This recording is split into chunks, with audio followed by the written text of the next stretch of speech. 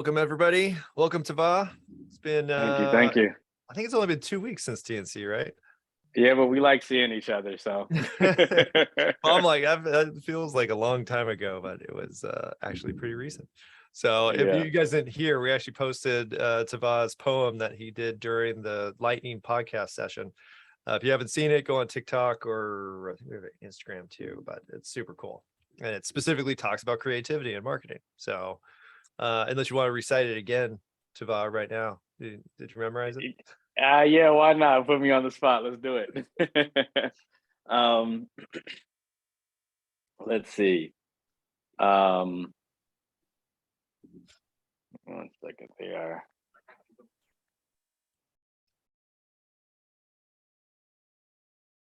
Oh, he left.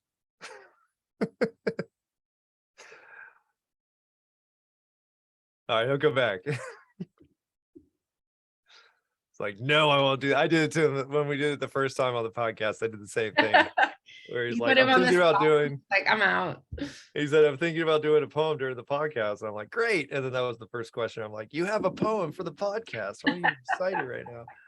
And he did really well. But basically the whole, I'm sure he'll be back in a second, but the whole concept was just about how, creativity has kind of been lost over the last decade or so within marketing.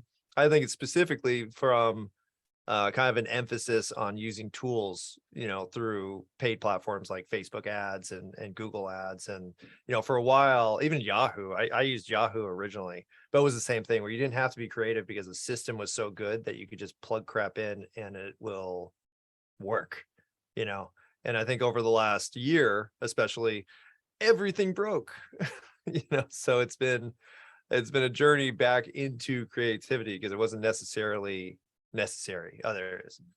But you'll learn all of this with the poem. Tevah, you back? Okay, sorry about that. Dramatic entrance. No, the dramatic exit. Yes. Right. Like, all right, I'm about to do the poem. Disappear. You got to get people anticipating that excitement. So, what is a body without a heart? A journey without a start. A campaign with no art. But most of the marketers seem to have forgot that part. See, if you're a marketer, you're an art creator, an innovator. You don't fit the mold, you're the mold maker. I'm about to elevate you, pop up like an elevator. See, I'm looking at so much content of one person copying the next person copying the next person. I'm like, oh my gosh, please stop it. Don't you understand that you got to stand out if you want to be the trending topic? Got to rock it, get creative and use your noggin? What is a body without a brain? This lack of guts and creativity is driving me insane. And I think it's because people are doing this marketing stuff maybe just for the fame. But see, I'm not into false metrics or followers. It's about sales. Because revenue is the only story to tell. Because social good is the only story to tell. If you make dollars and you make change, that's how I know you're doing well. Idea man. Nice. Loved it. There were a couple of tweets in there too. That was even better.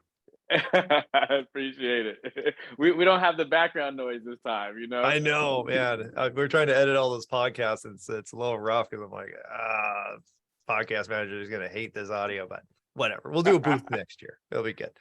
But no, I love the poem, and I think it really highlights the, I was actually, while you were off, I was kind of describing like, over the last 10 years, everybody kind of got used to using these tools and not needing creativity because the systems work so well that we were able to get traffic and sales, and it didn't have anything to do with creativity because it wasn't necessary. But now, right, it's super necessary again, and everybody loves content. So I figure we kind of, talk about in your experience, because I know you've worked with Meta, a bunch of other companies, and you kind of go around talking about this exact situation. You want to kind of give us a summation of what you've seen as a shift? Definitely. So I think you're spot on, right? Like before, there was much less competition. You know, there were much less restrictions on how much data and information you could access to be able to market, right? And you know, everybody was just coming online, and there wasn't that many messages. So of course, if you just put some basic up, you're gonna get money. It was like a printing press. It was like, man, if you missed the boat, right? But now everybody done caught wind. You know, there's a lot more regulation and you know just different types of things you have to maneuver, and there's just so much more content. There's so much more messages, and so the thing that really differentiates you now is your creativity. It's no longer let me just put an ad up on a platform, let me just post, and things are just going to go automatically viral. You know what I mean? But that used to be a thing. Everybody was like, "Can I just get a viral video?" And it used to work like that. There's a couple. I mean, it's Sure. still, you know what I mean? But it's like way less than before. You know, so um, you know, really before where the lever was just run ads or you know just put some money behind something. Now your single greatest lever to optimize your campaign performance is creativity.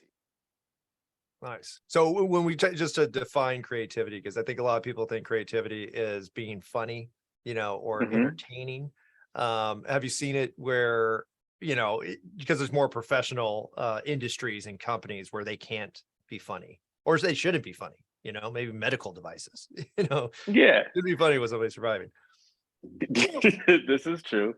Yeah, I mean, funny is one of the emotions, and I say that to a lot of people. Kind of say that they're like, you know, I can't be creative. We're you know serious, and I'm like, have you ever seen a Geico commercial? You know what I mean? Have you ever seen Mayhem from you know all like figure out a way, you know? And I think creative kind of means a couple of different things, right? I think it means creatively how you think about your entire campaign. You know, when we talk about like some of the numbers and the metrics, there's a Nielsen report that they studied 500 campaigns across all media platforms. So this is social channels, radio, TV, etc.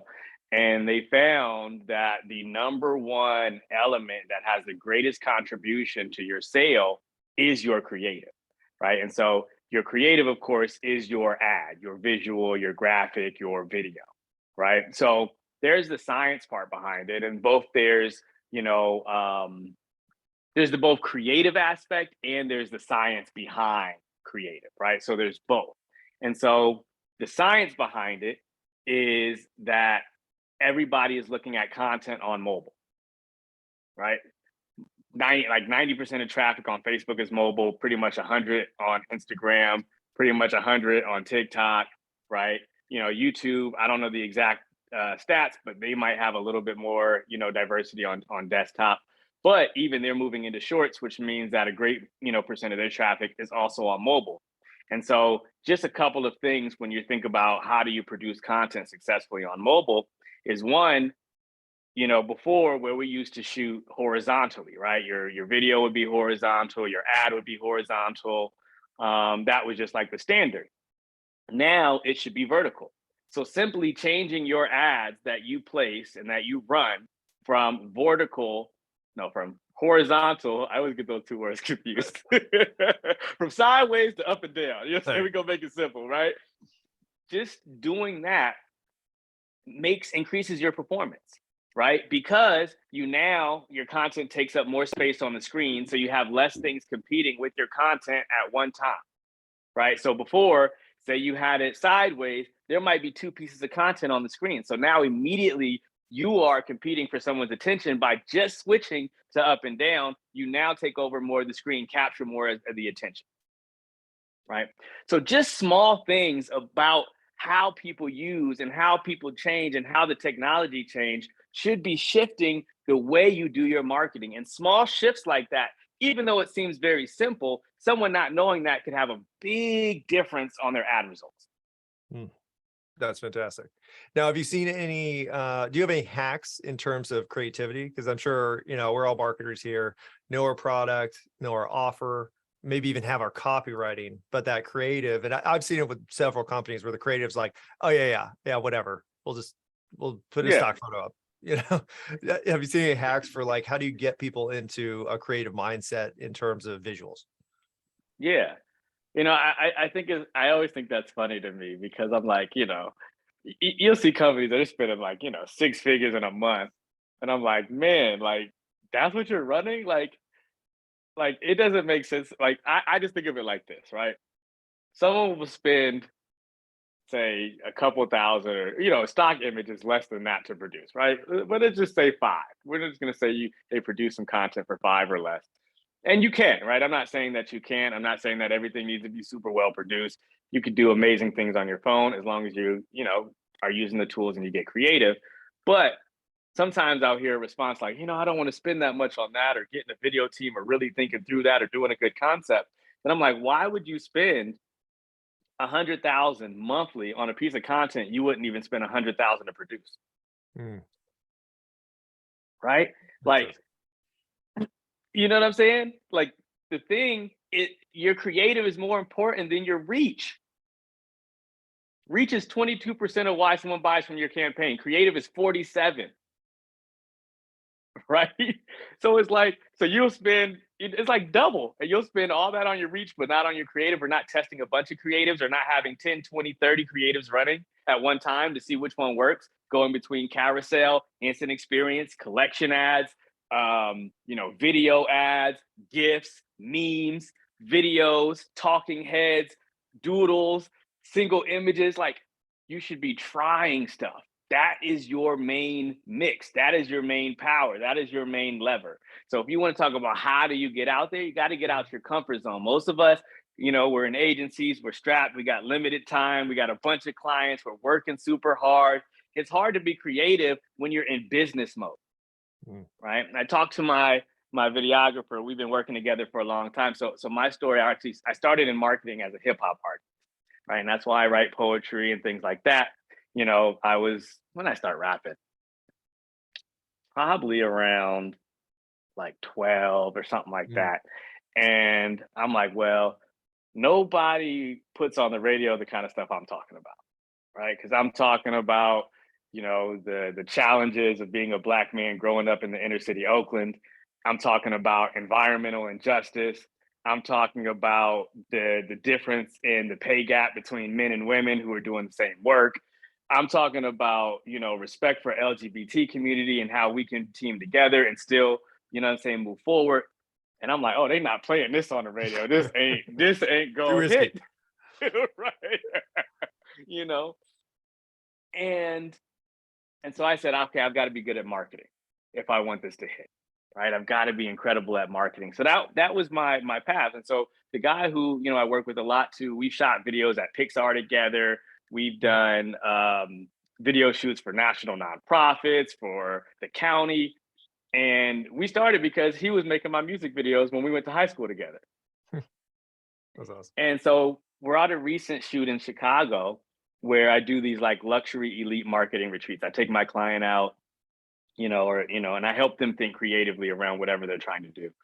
And so, we get a private chef, we get a beautiful location, we do fun activities, we dance, we do a bunch of different stuff to get you in your creative space. And then we work on the campaign from there.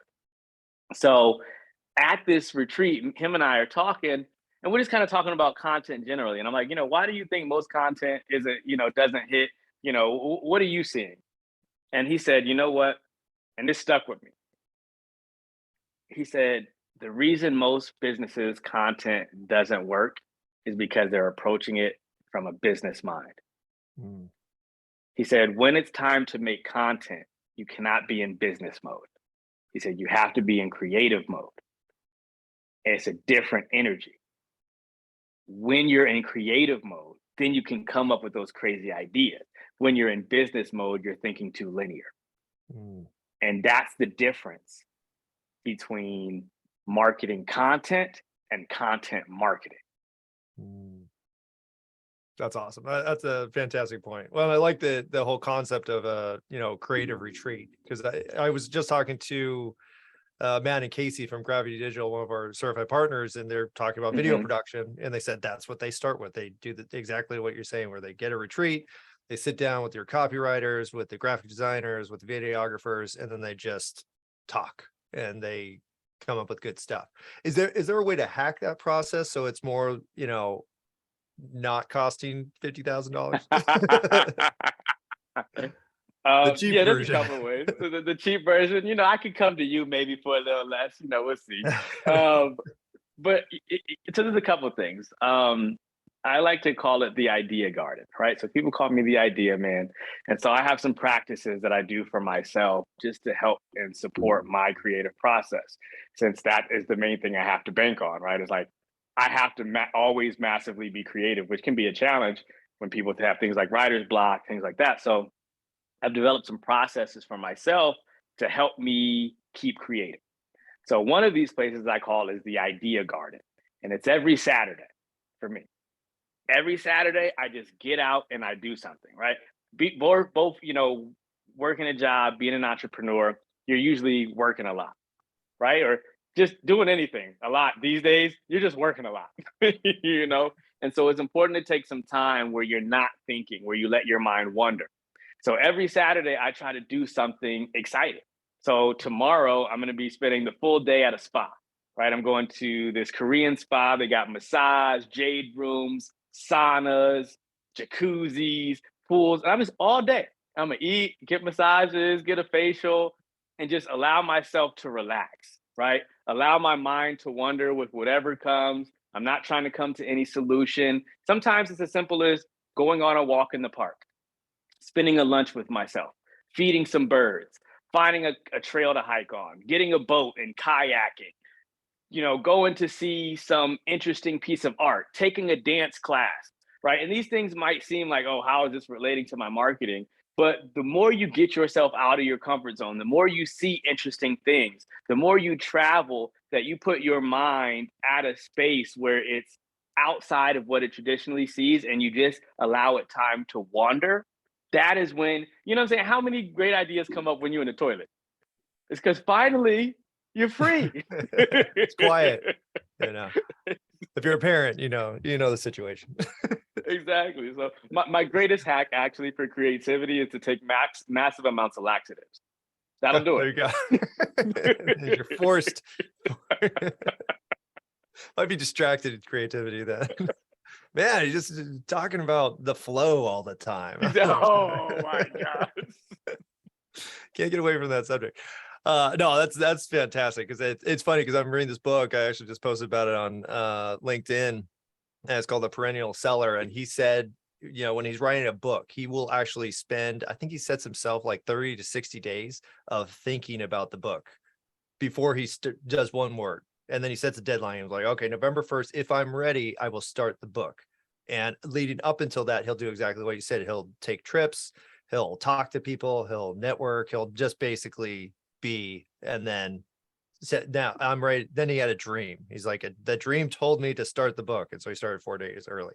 And I'm like, that is a neat process, because you get away from that survival mindset, which I think as marketers, we're constantly in, our clients are constantly in, and it's hard to get away from, like, if we don't make all these sales with this campaign, then the company's going to go under, which means no time for creativity. You're in survival, Exactly. But people don't realize their survival is based on the creativity, right? Humans have always survived from the beginning based on our ingenuity. So the more creative we can be with the tools, right? It wasn't just the hammer, it was how to use it, right? It wasn't fire, it was how to use the fire, right? So we have all these tools, technologies, levers, social media platforms, content, phones, strategies, templates. How do you use it, and is it dope? Well, I like how that, it's so hard. I'm trying to think of, like, how can you say that to a team of marketers? We're like, all right, guys, we have this campaign, we got to sell this thing. Here's the offer. Here's what we need to do. But I also want you guys to meditate on creativity prior to starting. Like, have you seen like I don't know, I keep on saying hack, but just like a trick to make people like, hey, turn off the analytical and let's think about you have to create a safe space, right? So that's why I think the retreats are important. I actually start all my retreats with meditation. That's how we begin all of them. And we begin with affirmations, and then we do dancing, right? So by the time we even start thinking, you done calmed your spirit, hyped your spirit up, you're outside of your traditional space, right? Now, if you're doing this for your team by yourself, or you're looking to do it by yourself as well, you just want to think, what can we do that gets us out of our norm? Even if it's, hey, who are the people that are going to be working on this project? A lot of times the people that are working on the campaigns don't even talk. Mm. They don't come up with these campaigns together. They don't use their creativity together. It's like, okay, look, this is the plan. All right, send this to the copywriter, send this to the creative person. Somebody else is writing emails. And it's like, you're missing. Marketing is supposed to be the coolest profession in the freaking world.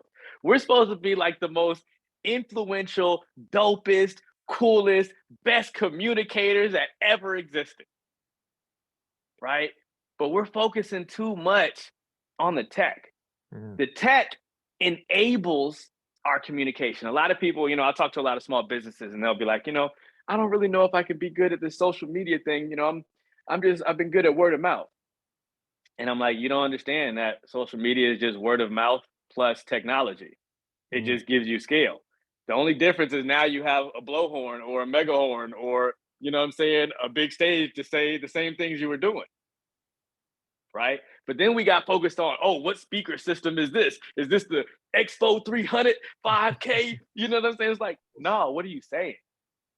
What's your message that's going through these tools and technologies? That is the key part. Right? So when you think about optimization, think about how you optimize that message. Well, I like how you said, specifically about like, hey, you should be testing 20 or 30 creatives. So it's more than just like the message or a visual. It's like, no, you're going to create 30 visuals and they're going to be completely different. And then we'll go from there. And actually, when I spent my whole agency time developing brands. And so my logo process was a little different, where we wouldn't say like, okay, give me your feelings and give me your target market, and then I draw something. It was, no, I'm going to give you 8 to 10 wildly different logos. And this is specifically because you don't know what you want. And I'm not going to try to figure it out. I'm just going to show you a bunch of crap. And then if you like one, we'll go from there. And usually if I went over like 25 logos, I was like, all right, now we're going to hire somebody because I'm not going to do 25 more logos. But it did get people outside of like, oh, I'm thinking about this. Because what it ended up happening, especially if you say like, what do you like? Like, what's your favorite website? People will be like, Apple and Amazon and Tesla. I'm like, oh, that means he just want me to make it white. Yeah. It's smooth and white and boring. Like that's what you want. But I think especially for small business, that's why creativity is so much more important, because the big guys, the Apples and Amazons and Facebooks and whatever, they could spend money and it doesn't matter to them. It's like pennies compared to what money is to a small business owner. So the only thing small business owners actually have is creativity and the ability to make decisions, which the big guys can't do, or they have to stay safe and PC and all that kind of stuff. Exactly. And I think it's because small businesses are trying to use the same strategies of big businesses, but they don't realize that the strategies are different. They're like, oh, well, this person made this amount of money, I must follow Apple because they're $1 trillion company. No, you're never going to be that. Say no shade, but it's like a completely different, no, you play by a different set of rules. Your ability to beat these big companies is to niche down. They focus broad, you focus niche. You figure out one specific person. Small businesses are so scared to niche down. But the thing that I like really about, social media ads, and you were saying like, what are some of those ways that you can really how do you think creatively? It's really being specific with your niches, right? So before, when we had access to was broad forms of traditional marketing, radio, television. You didn't really, billboards, you don't really know who's passing those things. Broadly, okay, this kind of demographic watches this show, but it's a massive age range. You don't know if they're parents or not. You don't know if they're men or women. Like, you really don't have much detail. So you have to just make some content that's as broad as possible, right? And commercials are dope. When people make a commercial, they try to get creative. And then on the flip side, on social media, you have the access to directly get responses from people, have them buy, target super specific types of people, and then nobody wants to make a commercial no more. They're like, oh, if I just put this stock image up, right? do you realize if you make a commercial and you go from, hey, you know what, I target, all men and women who need financial services versus, hey, I target women who are moms who are looking for financial services and are dealing with this stuff in these states. Mm. And then you made an ad creative that talked to that. Not didn't say, hey, are you a CEO of a financial services company? Hey, are you a are you a CE, are you a woman? Are you a financial services? My mind, I can't say these sentences together. But are you a woman who owns a financial services industry and you're struggling because running a business and being a mom is challenging? There you go. Right? And you serve that to them, the performance is going to be exponentially different. Right? So whatever it is that you are doing, right? And it doesn't mean that has to be the only audience you solve, but just figure it out for one or a couple audiences first, get it peeled, dialed in, get those results going, and then add niches. That's how you scale. Most people think they scale by just running more, throwing more cash at it, just optimizing it again. No, you scale by being really niche, figuring out an exact message for them, making that a really strong pipeline. And when you want to scale, trying to duplicate it for a second niche, revising your whole messaging for that particular people, and then developing a bunch of creatives, since that's your most important aspect, that target that specific niche and see if they respond until you find something that works. And then every time you want to scale, that's how you do it. Yeah. No, that's genius. And digital marketing, we call it the customer avatar canvas, where it's like, okay, we're going to figure out the basics, the demographics, and whatnot. But I think everybody's favorite part is usually what we call the before and after grid, where we say like, okay, we defined who your customer target is.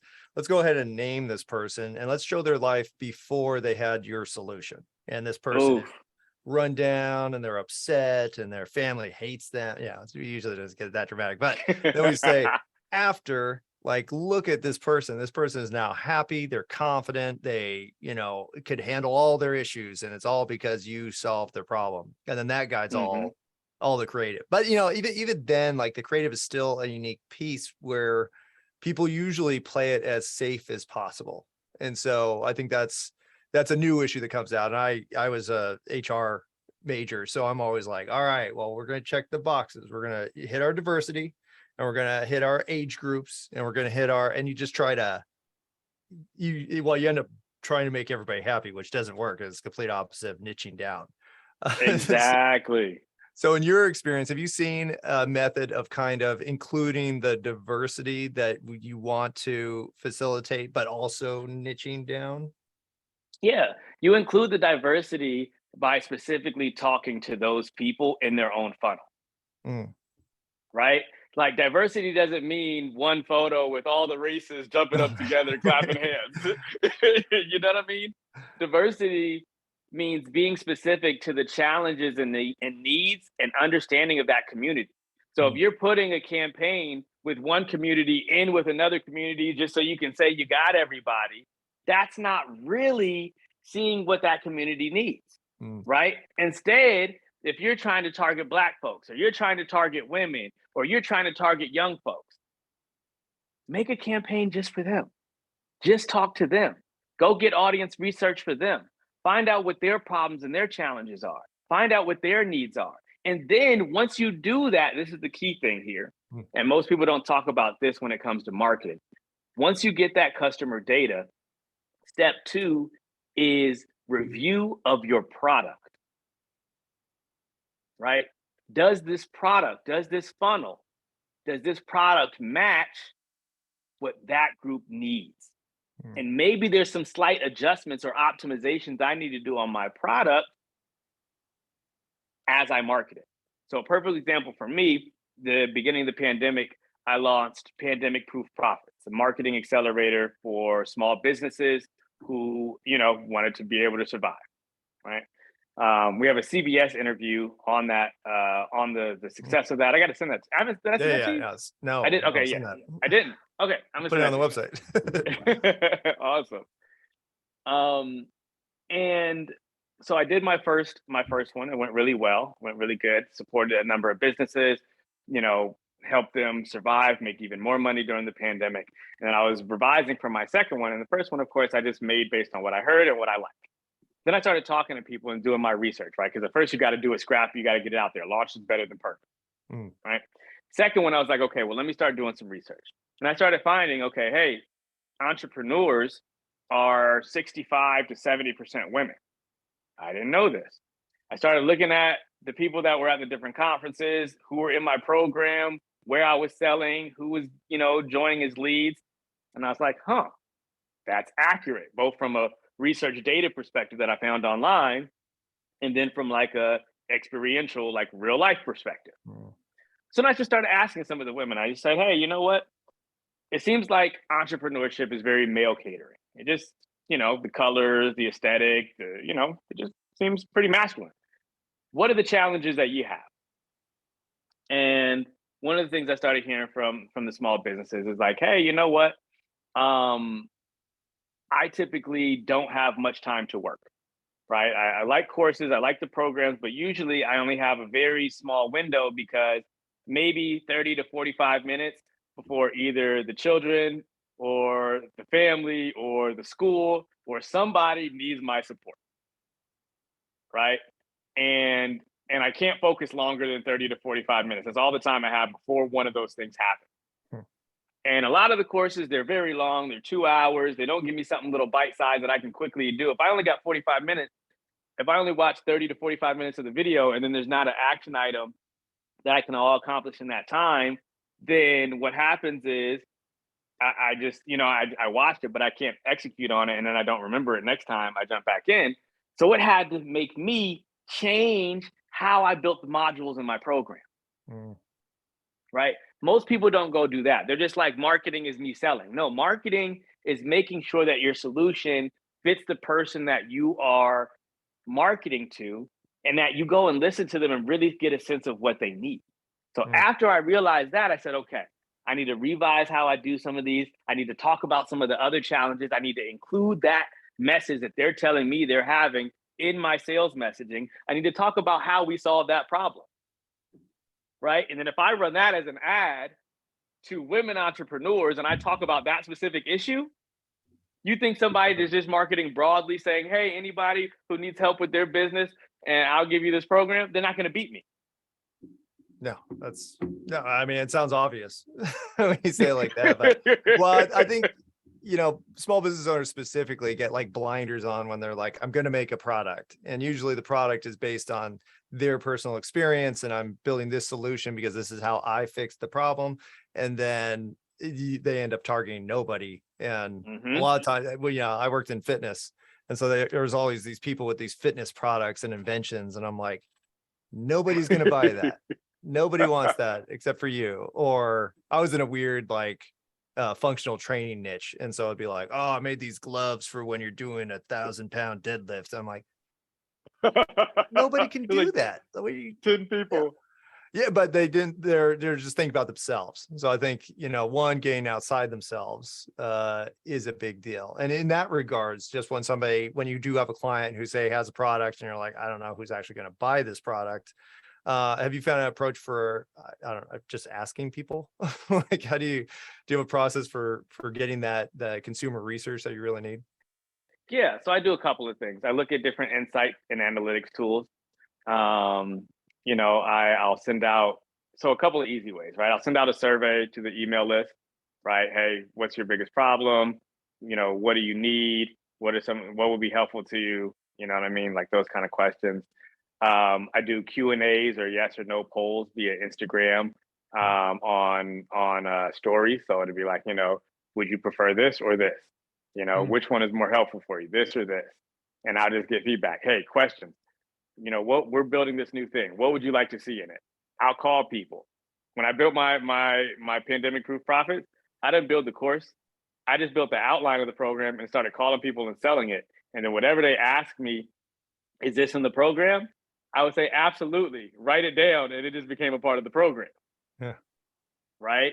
Because one of my models in the affirmation we do is ask the customer what they want and then create the order. right? Most people are building an order, they frying a bunch of chicken, and then they go out to the barbecue and they realize they're at a vegan barbecue. And they're like, and there's one guy who accidentally ended up there who hates his life and he eats, a couple of pieces of chicken, but you can't survive off a business off one customer, Hmm. right? So either you need to take your chicken to where there's a meat fest and there's not also a bunch of other fried chicken, right? Or you need to get to, grilling some barbecue, some broccoli, some barbecue broccoli and Do something. cauliflower. Soy. There you go. Right. Tofu. No, on that again, that sounds like super obvious, but a lot of people I think do this thing where they build a product, they build an offer, they build a service or whatever, don't talk to anybody about it, and then launch some big campaign and just hope they won the lottery or they're going to win the lottery and hope that it performs rather than just meet with a few people. And actually, I did this with the content cert, which we should have out later this month. I was having a real struggle with it because I was trying to get outside my head of what to do.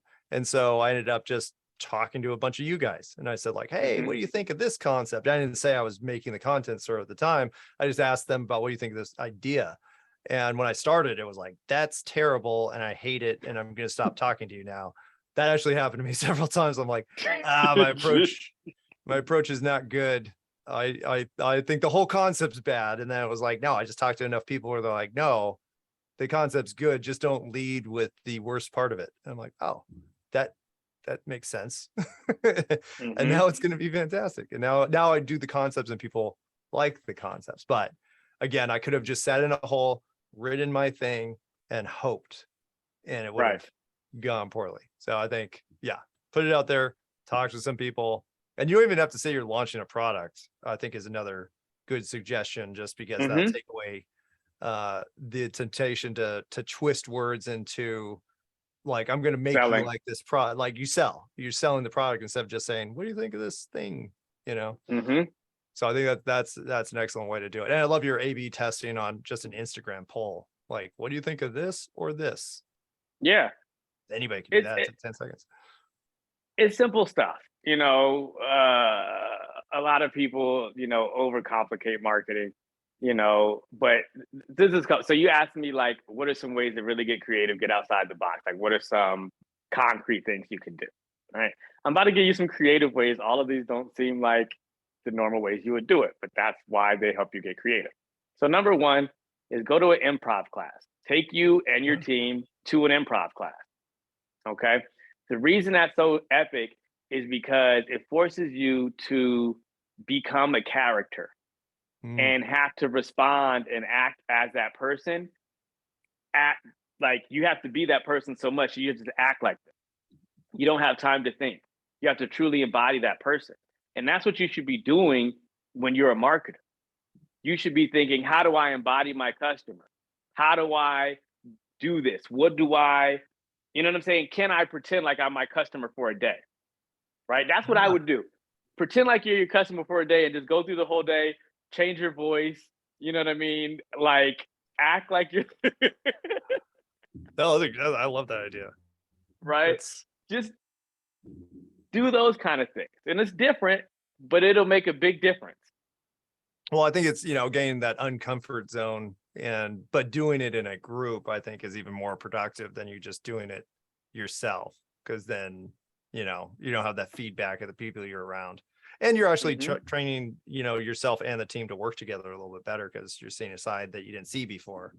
And I think we're all kind of, well, you get these concrete perceptions of people and you're like, nope, this person is this thing. It's only this thing. And now everything they say is going to be seen in the context of this person that I made up that you are.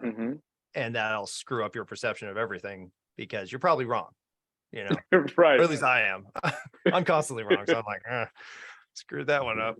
You're a completely different person when 5 o'clock hits and you know what I'm saying? You're back in your car listening to your music. That's true. No, I try to be, I actually got lazy about the whole process when I was like 15. I'm like, you know what? I don't care. I'm just going to hang out and you could like it or not. And it doesn't work all the time, just so everybody knows. I feel better though. That's awesome. Well, let's open it up to questions since I just used up 45 minutes of the time.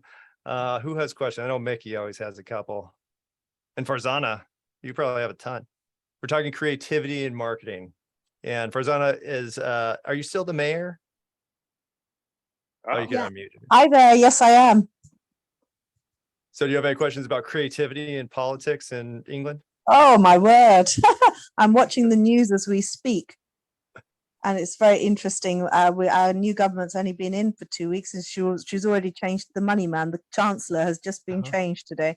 So God knows what's going on over here. But creativity in politics. Well, I think Mark and I, we had this conversation. I think it was partly on our podcast, that actually, what do people really want? We can be as creative as we like, and we can think as digitally as we like. The reality is we are all humans. And we need to realize that we are real people behind the facade of our digital world. And those messages that we give out there and those hooks that we create are really, really important. So when we were out there, as you know, Mark, for the San Diego convention, etc., Zara and I had a couple of days at the end where we were just waiting for flights, a couple of days to ourselves. We are so sad. It's because we've been married too long. 28 years later, what do we decide to do? Make videos on one of our free days. And we got all created. We ended up on the, the MSS Midway. It was a big World War II massive aircraft carrier. It's got planes on there and all sorts. And then we started to go very cheesy with our hooks, which was all about, we've got all this armory and you can have everything here. But if you don't prepare and you don't train, then it's a waste of time. And then it was things like, you've got all this visual armory and relating that to the digital world. But if you don't have your systems and processes in place, in this case, the laundry, the medical center, and all those other things that you don't see at the top end, the visible end, the whole thing falls apart. And just like that in your business, you need to make sure your processes are in place and your systems are in place. So yes, it's really important to be creative, but creating that link to your end user, your client, your avatar, your customer, call it what you like. You've got to get those juices fired up and make them connect somehow, because let's face it, there is so much white noise and everybody's vying for that same space. Now, how are you going to stand out? And I think sometimes we get guilty of so busy following the systems and what we hear maybe from some of the big names, we start to perhaps lose our creativity. Yeah, you don't even realize it. Well, I love your point about extremes, where sometimes we all stay so safe, but if you just went to the extreme on either, case, you'll actually come up with way more creative solutions because you're not restricted by that, I need to be acceptable kind of thing, which I love doing. I love being unacceptable. That's way more fun. Let's see. Mickey asks, curious to know if you've seen any amazing examples of creativity in marketing lately. That's a great question. I'm trying to think of mine. Yeah. I save Instagram ads that I think are creative. So I could send some examples or something there. I don't have any off the top of my mind. Well, I have actually I do. Yeah, go ahead. Oh, no, you go first. There's this one, Payless shoes. They did, they basically built a mock luxury store in LA, and they called it Palese or something like that. And nobody knew it was Payless. They put all the same Payless shoes, but they, changed the packaging. They made the packaging luxury. They invited a red carpet thing. They had a bunch of celebrities come by, and they priced all the Payless shoes at $750, $1,000, $2,000. And all these people came and bought it. They were like, "Oh, the quality is so good. Look at these. They're $2,000." They're all these influencers, and they're excited and they feel epic and stuff. And then, they end up coming for these are Payless, right? $5. And so it shows you that the quality of something and the perception of something isn't the actual quality of it. It's how it's shared and talked about and released, right? The fact that you can sell the same Payless shoe that's the same quality for 100 times the price or 50 times the price, right, is only because of how they put it together. And so I just think that's a creative way to just kind of do something different. Of course, the content behind it, people were like shocked, but it was just different and cool. So I just think that's a good example that I saw recently. No, I love that. Well, I remember when they did that, they have a whole video on it if you guys want to look it up, but it's pretty funny, especially because they got so many like social media influencers and they're just like, this is incredible. And it's like, they just trolled all of you. And I'm guessing you're not going to promote Payless after this. It doesn't matter. They got all the No. assets they needed.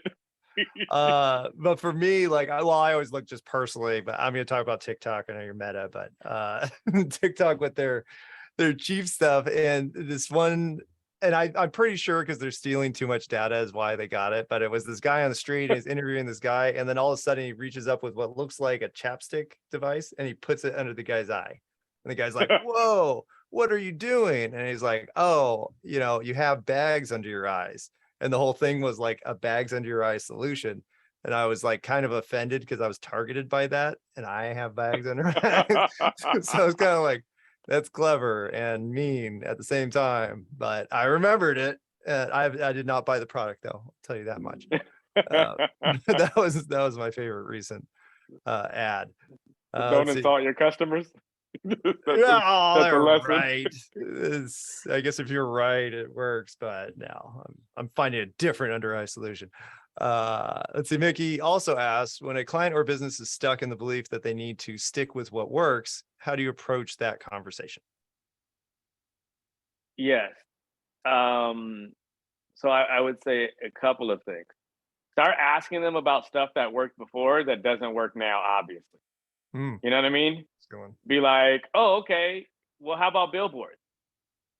Oh, okay. And then, they still work in some capacity, but you ain't tracking no metrics from that for real. You know what I mean? Be like, oh, no, okay. they totally do. Billboards are killing it right now. Right. But it's like, you can look at things that, there's times where the things that have worked no longer work. Right. Or solutions that were previously good that no longer work. And the only thing that is constant is change. So if you're saying, hey, well, I know you're considering what currently works, and we should continue to do that. But we should also always be testing new things, because if we're not, what happens if this stops working one day? Right? And then we're completely lost out. How many months of revenue is that going to be? No, that's a really good way to approach it. And it's true. It's like everybody just defaults to like, here's our best campaign ever and it was killing it, instead of like, yeah, but you did 50 others that didn't work, so let's just find the next big thing that's going to work, and then maybe you'll have another big hit, or you will have a big hit. Just got to keep trying, do the research, talk to your customers, all that fun stuff for creativity. Go take an improv class, then you'll be set. I am going to hire an improv coach for our next company meetup, and I'm going to make Bonnie, pretend you're I don't know, plumber. What do they do at improv class? I'm sure it's more creative than plumber. Preacher, how about that? I like it. Awesome. Let's see. Any other questions? We got Mickey covered. Well, I think this has been fantastic. And I think, we should definitely talk about doing a creativity and marketing course would be the next logical step. If anybody's interested, just raise your hand. Interested in creativity and marketing course. Got Mickey going. Matthew's just being cool and his yes, please. I can't get my hand on my phone. So yes, please. All right. Yes, we will definitely start doing that. And I think we talked about an article coming out soon too. There you go. Matthew says yes. I give y'all a couple of like hard takeaways that you can implement into your content right now. Please. One is to make sure that you add your logo or your branding in the first 3 seconds of your ad creative. Okay. The reason that's important is because a lot of people don't do it until the end. But say someone doesn't fully watch your commercial, your ad creative to the end, right? At that point, you've not even generated any brand awareness. So if you at least have your logo, your company name, something in those first 3 seconds, even if that person doesn't completely watch your ad, you'll still have some brand awareness by someone knowing your name. All right, that's one. Two, your first 3 seconds are the most important part of your content. That's the greatest drop-off point of any content. So when you're thinking about your campaign, a primary thing, if you know that your creative is worth 47% of your results, your most important thing, and you know that 3 seconds is the major drop-off point. So the first 3 seconds of your creative is the most important aspect of your creative. Then that means you could logically take away that the first 3 seconds or the hook of your content is one of the most important things in the entire campaign.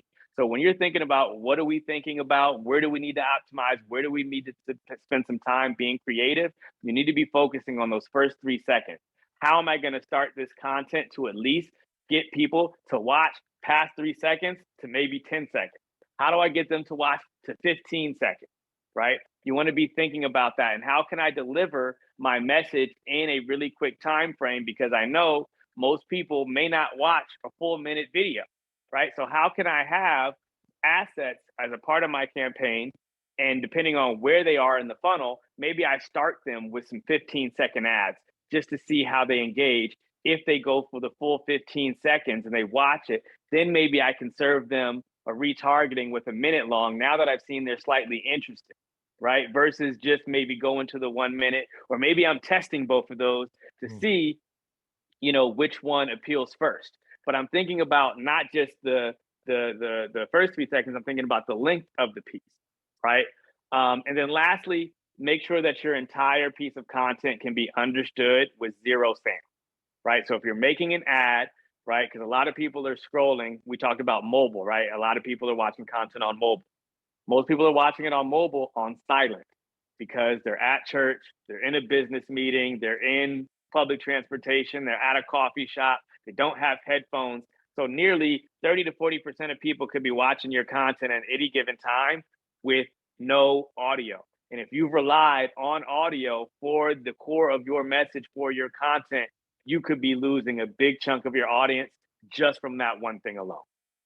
Oh, those are awesome tips. Actually, that could be the article. We'll just transcribe that. There you go. Tevah's key takeaways if you want to enhance your ads in 10 seconds. Well, you have to remake your videos though, because I put no logos before 3 seconds ever. So I'm going to start doing that and getting that hook up there immediately. So I'll probably do my next TikTok with that. No, sorry, Instagram. Yes, Instagram. Oh, I love it. Well, this has been great. I always love talking to you, and you always have killer tips. Or where can people go to find more about you before you're on our website? Absolutely. For me, mainly Instagram, Tevah the Idea Man. So that's TEVAH, the Idea Man. I'm also on TikTok. And then my website, Inspired Media, NSPIRED Media. So no I in the beginning, it's just inspiredmedia.com. Excellent. Well, thank you so much for coming on. We'll be sure to share that link and we'll get this up so the rest of the community can see it. But super insightful as usual. And thank you for reciting the poem again on the spot, which I did do last time. Now you can just accept it. Every time we talk, I'm going to have you recite a poem. I'm going to have to write some new ones, man. People need 500 impressions. It's fine. We can do the same. Okay, you're right. Well, yeah, thanks so much for having me, man. I really appreciate it. I always have a great conversation with you. You ask really good questions and just, pull out a lot of really dope stories and information. So thank you for having me. Hey, no problem. And thank you to everyone else for coming. This is always great. Always more questions, the better. So never feel shy or embarrassed about dumb questions, because there are no dumb questions, just dumb people. No, I'm kidding. All right, guys. See you next week. Bye.